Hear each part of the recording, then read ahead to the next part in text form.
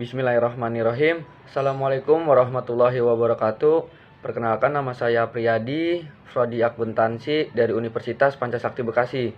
Di sini saya akan menjelaskan tugas resum mata kuliah Aspek Hukum dalam Bisnis yang berjudul Undang-Undang Cipta Kerja dengan dosen pengampu Bapak Sujana MPD.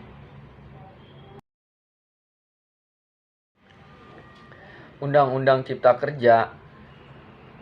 Cipta Kerja atau Undang-Undang Nomor 11 Tahun 2020 tentang Cipta Kerja atau disingkat Undang-Undang Ciptaker atau Undang-Undang CK adalah undang-undang di Indonesia yang telah disahkan pada tanggal 5 Oktober 2020 oleh DPR Republik Indonesia dan diundangkan pada 2 November 2020 dengan tujuan untuk menciptakan lapangan kerja dan meningkatkan investasi asing dan dalam negeri dengan mengurangi persyaratan peraturan untuk izin usaha dan pembebasan.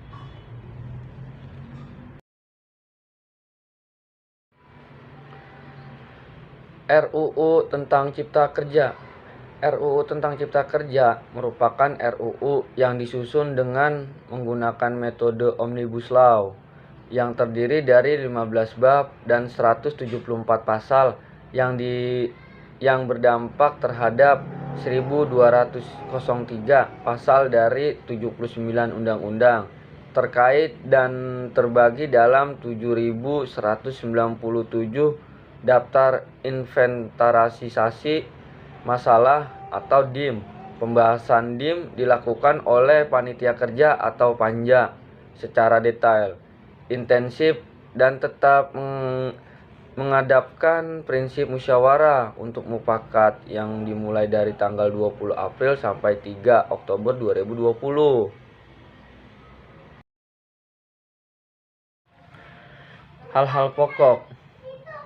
Hal-hal pokok yang mengemukakan dan mendapatkan perhatian secara cermat dalam pembahasan DIM dan selanjutnya disepakati antara lain terkait dengan dikeluarkannya 7 undang-undang dari RUU tentang Cipta Kerja, yaitu Undang-Undang Nomor 40 Tahun 1999 tentang VERS, Undang-Undang Nomor 20 Tahun 2003 tentang Pendidikan Nasional, Undang-Undang Nomor 14 Tahun 2005 tentang Guru dan Dosen, Undang-Undang Nomor 12 Tahun 2012 tentang Pendidikan Tinggi, Undang-Undang Nomor 20 Tahun 2013 tentang Pendidikan Kedokteran, Undang-Undang Nomor 4 Tahun 2019 tentang Kebidanan, dan Undang-Undang Nomor 20 Tahun 2014 tentang Standarisasi dan Penilaian Kesesuaian.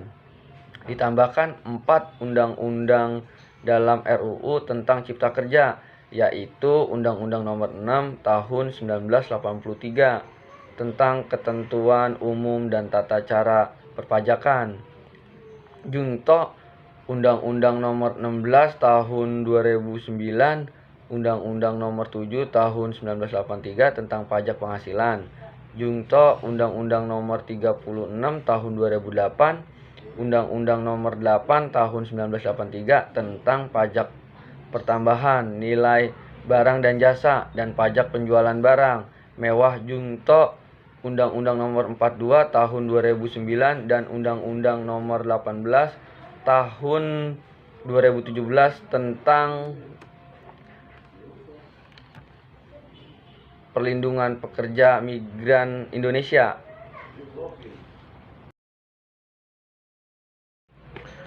Kemudahan dan kepastian dalam proses perizinan melalui OSS atau Online Single Submission. Kemudahan dalam mendaftarkan hak kekayaan intelektual atau HAKI, kemudahan dalam mendirikan perusahaan terbuka atau PT perseorangan, kemudahan dengan persyaratan yang mudah dan juga biaya yang murah sehingga ada kepastian legalitas bagi pelaku usaha UKM. Sertifikasi halal di mana dilakukan percepatan dan kepastian dalam proses sertifikasi halal, dan bagi UMK diberikan kemudahan dan biaya ditanggung pemerintah, serta memperluas lembaga pemeriksa halal yang dapat dilakukan oleh ormas Islam dan perguruan tinggi negeri.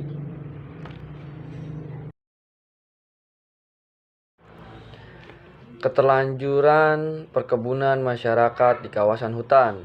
Keterlanjuran perkebunan masyarakat di kawasan hutan, di mana masyarakat akan dapat memiliki kepastian pemanfaatan atas keterlanjuran lahan dalam kawasan hutan, di mana untuk lahan masyarakat yang berada di kawasan konservasi, masyarakat tetap dapat memanfaatkan hasil perkebunan dengan pengawasan dari pemerintah. Perizinan berusaha untuk kapal perikanan akan dilakukan penyederhanaan yang dilakukan melalui satu pintu di KKP, dan Kementerian Perhubungan memberikan dukungan melalui standar keselamatan perumahan bagi masyarakat berpenghasilan rendah atau MBR. Pemerintah akan mempercepat pembangunan rumah bagi MBR yang dikelola khusus oleh Badan Percepatan Penyelenggaraan Perumahan BP3.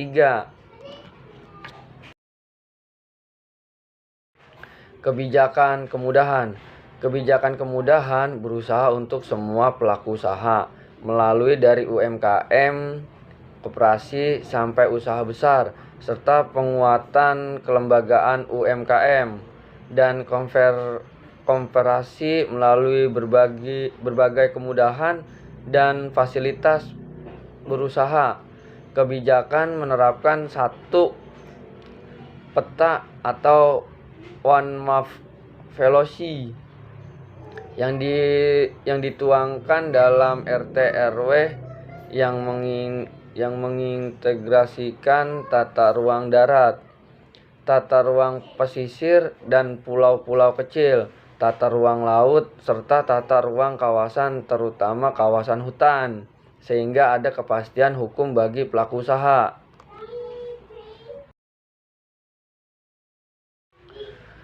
Pengaturan tenaga kerja asing. Pengaturan tenaga kerja asing atau TKA. Setiap pemberian kerja TKA harus memiliki rencana penggunaan TKA yang disahkan oleh pemerintah pusat. Pemberi kerja orang perseorangan dilarang mempekerjakan TKA, dan TKA dilarang menduduki jabatan yang mengurusi personalia, dan pengaturan mengenai kebijakan kemudahan berusaha di kawasan ekonomi, pelaksanaan investasi pemerintah pusat dan proyek strategis nasional, serta pelayanan administrasi pemerintahan untuk memudahkan prosedur birokrasi dalam rangka cipta kerja. Terima kasih dari saya. Wassalamualaikum warahmatullahi wabarakatuh.